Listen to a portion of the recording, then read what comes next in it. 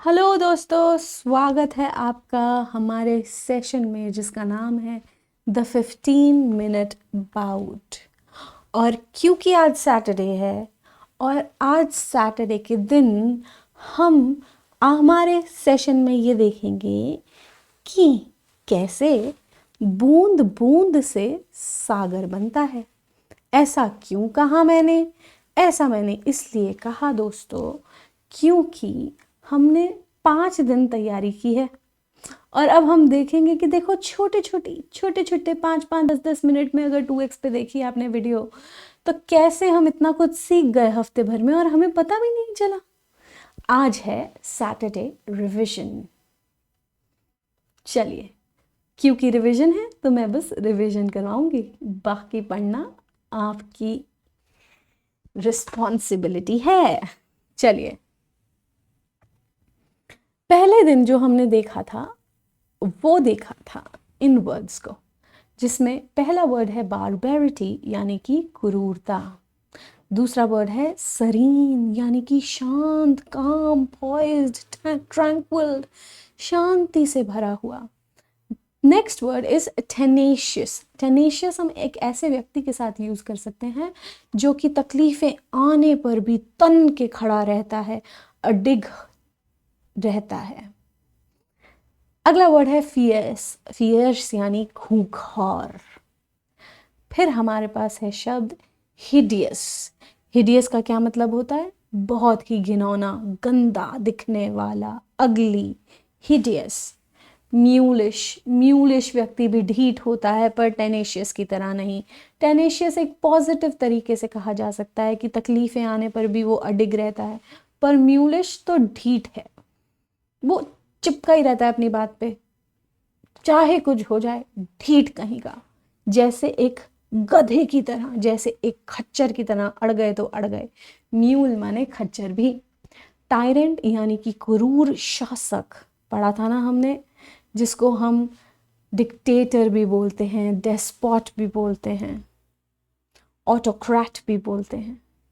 अगला वर्ड है डिलिंक्वेंट यानी कि एक ऐसा बच्चा या ऐसा यंग इंसान जो अभी अभी आया हो क्राइम के रास्ते पर, अभी अभी उसे छुटमुट क्राइम करना शुरू किया हो। इनऑर्डिनेट का क्या मतलब समझा था हमने? बहुत एक्सपेंसिव, है ना, या फिर एक्सपेंसिव से ज़्यादा एक्स्ट्रावेगेंट कहें तो बेहतर रहेगा, कि खूब पैसा खर्च करने वाला, खूब पैसे पे परवाह ना करने वाला, कोई ऑर्डर ही नहीं है उसका काम करने का, एक्सपेंसिव तरीके से काम करता है, एक्स्ट्रावेगेंट तरीके से काम करता है, खूब पैसा फेंकता है। इनऑर्डिनेट। इनऑर्डिनेट एक्सपेंसेस यानी कि भर भर के पैसे फेंक के तुमने एक्सपेंसेस किए हैं। अगला वर्ड है स्कफल यानी कि झड़प, है ना, यही किया था ना।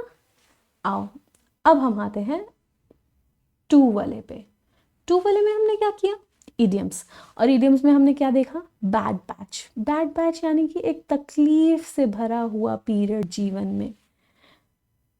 दे are going through a bad patch in their life, अपने जीवन में तकलीफ से भरे समय से गुजर रहे हैं।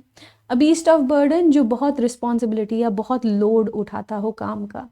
She works like a beast of burden. A bee hive एक ऐसा जगह जो फुल ऑफ एक्टिविटी हो। The pub looks like a bee hive, ऐसा लगता है फुल ऑफ एक्टिविटी है ये पब पूरा का पूरा। अ बिग ड्रॉ, क्या देखा था? एक ऐसी चीज जो अपनी तरफ खूब आकर्षित करे। The show of Sunidhi Chauhan was a big draw. Then a bird in the hand is worth two in the bush, यानी कि आपके हाथ में अगर कुछ कम भी हो तो जो चीज हाथ में नहीं है और वो ज्यादा है उसके बराबर ही है आपके पास कम वाली चीज भी। अर्थात पास है चाहे कम हो तो भी वो कीमती है, दूर है चाहे वो ज्यादा है तो भी वो इतना इंपॉर्टेंट नहीं। So a bird in the hand is worth two in the bush. A bird's eye view यानी कि ओवरऑल व्यू किसी चीज का। The documents gave a bird's eye view about the case. हाँ, एक ओवरव्यू दे दिया डॉक्यूमेंट ने केस के बारे में। A bite at the cherry यानी कि कोई अपॉर्चुनिटी या chance. everyone should have a bite at the cherry. हर किसी को एक चांस और अपॉर्चुनिटी मिलनी चाहिए. अ ब्लेसिंग और बोन इन डिस्गाइज, यानी कि रूप बदलकर कुछ अच्छा. पहले लगा था बुरा है, पर फिर पता लगा कि यार ये जो हुआ अच्छा ही हो गया.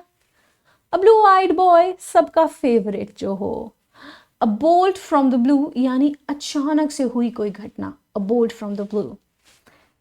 आगे तीसरा, ये दो को नहीं गिनना है हमने, ये तीसरा है, तीसरा. ठीक है, चलो. तो हमने तीसरा वाला क्या करा? इनजुडिशियस. हमने किए थे वन वर्ड्स. इनजुडिशियस मतलब जो समझदार ना हो.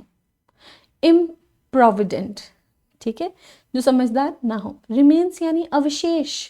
The vestiges of the great empire, the remains of the great empire. Infertile यानी कि जो अनप्रोडक्टिव हो, जो बंजर हो, बैरन. डिफाइल यानी किसी चीज को गंदा करना, टार्निश करना, ब्लेमिश करना. डिफाइल. जुक्सटापोज, दो चीजों को अलग अलग सामने रखना ताकि उसमें डिफरेंस बताया जा सके. जुक्सटापोज करना. रिस्ट्रेन, किसी पर लगाम लगाना. डिस्पोंडेंसी, क्या किया था दोस्तों? अ स्टेट ऑफ होपलेसनेस, कि आपके मन में कोई होप ही नहीं है, कोई आशा ही नहीं है, निराशा से भरी हुई अवस्था को हम डिस्पोंडेंसी बोलते हैं. रिमोट यानी दूर दराज. टीवी का रिमोट तो होता ही है, यहाँ पे दूर दराज समझा था हमने. द अगला वर्ड इज डैफी, और डैफी का मतलब होता है बेवकूफी से भरा हुआ. Oafish, daffy. The next word is nadir. Nadir का क्या मतलब होता है? एकदम बॉटम, एकदम बेस किसी चीज का. Nadir, nadir. This can be termed as the nadir of her professional life. इसे एकदम बॉटम समझा जा सकता है उसकी प्रोफेशनल लाइफ का. अगला आए हम चौथे दिन पर. चौथे दिन में हमने क्या किया? एपिटाफ. एपिटाफ किसी का जो कब्र होती है उसके ऊपर एक टूमस्टोन होता है ना, उसके ऊपर लिखे हुए शब्दों को एपिटाफ कहते हैं. ऑब्सोलीट यानी कि अब जो काम का नहीं है, पुराना हो गया. Typewriters are obsolete. इलेजिबल, जिसे पढ़ा ना जा सके क्योंकि वो लिखने में ही इतना गंदा लिखा हुआ है शायद, या फिर उसके शब्दों को आप समझ ही नहीं पा रहे हो. इलेजिबल. एवियरी, जहाँ पे पक्षियों को रखा जाता है. स्टोइक, एक ऐसे व्यक्ति को कहते हैं जो तकलीफ में भी ज़्यादा बेचैन नहीं होता और खुशी में ज़्यादा खुश नहीं होता, तो वो समान रहता है हर सिचुएशन में. स्टोइक. एथीस्ट, ईश्वर पे विश्वास ही नहीं रखता. फेनेसिया, एक ऐसी चीज़ जो हर बीमारी का इलाज हो. पॉलीग्लॉट, जो बहुत सारी भाषाएं बोल सकता है. क्रोनोलॉजी, समय के अनुसार क्रम में लगाना इज क्रोनोलॉजी. यूटोपिया, एक परफेक्ट आइडियोलॉजिकल वर्ल्ड, एक ऐसी दुनिया बस जो परफेक्ट दिखती है, पर रियलिटी में ऐसी दुनिया हो पाना थोड़ा मुश्किल है.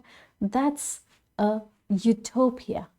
एमेचर, एक ऐसा व्यक्ति जो बस खुशी के लिए अपनी काम करता है, मज़े के लिए. वो उसमें एक्सपर्ट नहीं होता है.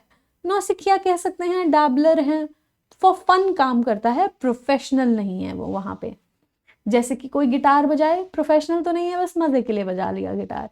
आइकनोक्लास्ट, एक ऐसा व्यक्ति जो पुराने रीति रिवाजों का खंडन करता हो, उसको हम बोलते हैं आइकनोक्लास्ट. इनफॉलिबल, जो कभी गलती ना करे, त्रुटि से बचा हुआ हो.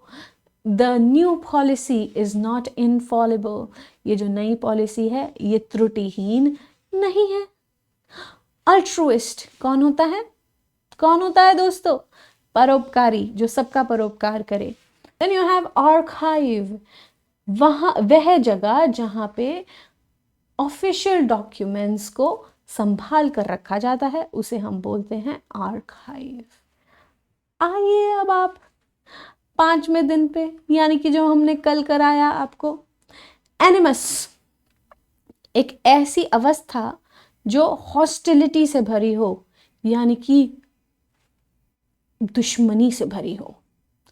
एनेक्सेशन, किसी और की प्रॉपर्टी को अपनी प्रॉपर्टी में शामिल करना इज एनेक्सेशन। अनॉइंट जैसे स्मीयर करना ऑयल को माथे पर, और अनॉइंट का मतलब क्या होता है? अनॉइंट का दूसरा मतलब है किसी को राजा या लीडर चुनना। फिर हमने किया था अपोलोजिस्ट, एक ऐसा व्यक्ति जो सपोर्टर है किसी गलत या कंट्रोवर्शियल चीज का, apologist. Appellate, appellate is related to appeal, याचिका दायर करने से related. Appellate body, appellate court. Aquifer, जलभृत, जमीन के नीचे की वह जगह जहां पानी भरा हुआ है, वो पानी से भरी हुई जगह को ही एक्विफायर कहते हैं। आर्बिट्रेज यानी कि द एक्ट और the process of selling and buying to gain profit. Share selling buying के करना ताकि आप प्रॉफिट ले सकें is arbitrage. Then you have arbitrate यानी कि किसी विवाद को सेटल करना। आर्बिट्रेट किसी विवाद को सेटल करना। आर्कीटाइप यानी कि उच्च कोटि का उदाहरण, किसी चीज का परफेक्ट एग्जाम्पल इज आर्कीटाइप। भूले तो नहीं दोस्तों। Then it is arise out यानी किसी चीज से उत्पन्न करना। The issue has arised out of misunderstandings, ये जो विवाद उठा है मिसअंडरस्टैंडिंग से उठा है, निकला है, उत्पन्न हुआ है, अंदर से जमीन के उत्पन्न हुआ है। ठीक है, अराइज आउट। और इसी के साथ हम सैटरडे रिवीजन को ख़त्म करते हैं। इसकी डिटेल्स हमने पिछले दिनों में कराई हुई हैं, तो अगर आप मिस आउट कर गए हैं तो उन्हें पढ़ लीजिए। Thank you so much, bye bye.